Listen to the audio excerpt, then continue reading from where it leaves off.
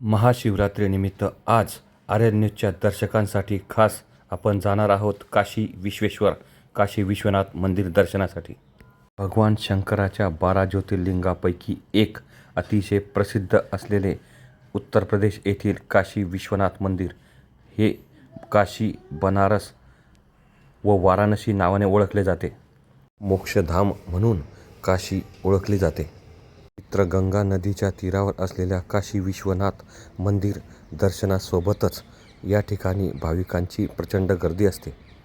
दशाश्वमेध घाट, मनकर्णिका घाट, प्रयाग घाट, हरिश्चंद्र घाट, काशी विश्वनाथ मंदिर, कालभैरवनाथ मंदिर यासह प्रसिद्ध मंदिरे या ठिकाणी आहेत।